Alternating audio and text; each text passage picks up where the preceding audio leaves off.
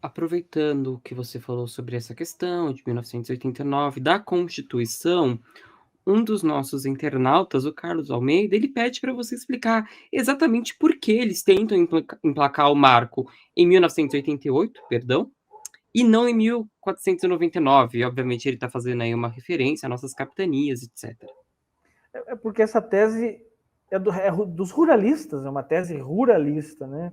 Eminentemente, exclusivamente ruralista, com pretensão de impedir as demarcações, né?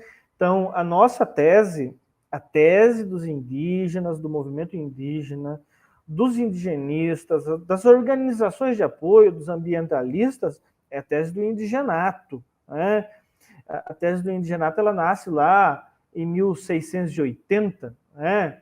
Ou ela nasce, pelo menos ali no início do século passado, que rebusca em 1680 no Alvará Régio daquele ano, de 1º de abril, quando desde então as terras indígenas já eram reservadas para a ocupação dos povos que aqui ocupavam o território, né? E aí, no início do século passado, João Mendes Júnior fez um profundo estudo sobre a matéria, ele foi ministro do Supremo, inclusive, em 1917, ele tem um livro de 1912 que discute a tese do indigenato, né? E a nossa Constituição de 88, no artigo 231, quando trata do direito originário, que na interpretação do Supremo é um direito declarado e, portanto, um direito inato, congênito, portanto, então, anterior a qualquer outro. Por isso mesmo que o parágrafo 6º do nosso artigo 231 declara nulo, e não anulável, que é diferente, o título de propriedade incidente sobre uma terra indígena, né? Então, então são as duas teses em jogo. Justamente a nossa é dizer, o indígena nasce com direito à terra, ele está imediatamente vinculado à terra, e essa tese prevaleceu na Constituinte.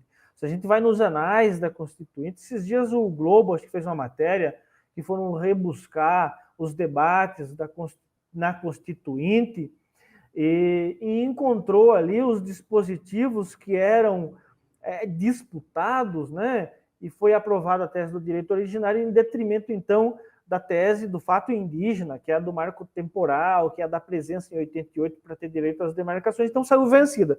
E os ruralistas insistiram e insistem, por meio de uma interpretação da Suprema Corte, do que está escrito na Constituição, de que tem, então, um marco temporal, tão somente com base no tempo verbal, né, que consta, ocupam, né, no texto da Constituição. Então, se ocupa, foi promulgado em 88, é aprovado, é naquela data.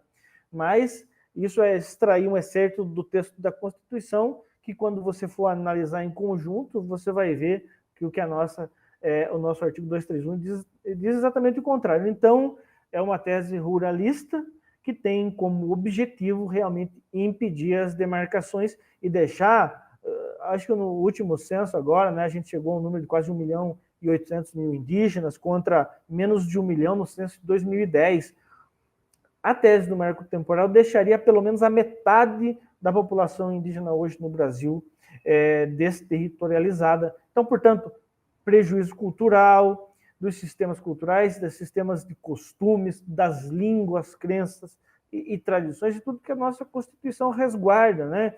Então, seria um prejuízo cultural tão grande a aplicação da tese do marco temporal, e assim também como seria o prejuízo ambiental, né? A gente vê aí que os desmatamentos no Brasil, se for ver em terras indígenas, ela é mais ou menos em torno de 1%, contra uma quantidade extremamente maior em áreas que não são de ocupação tradicional.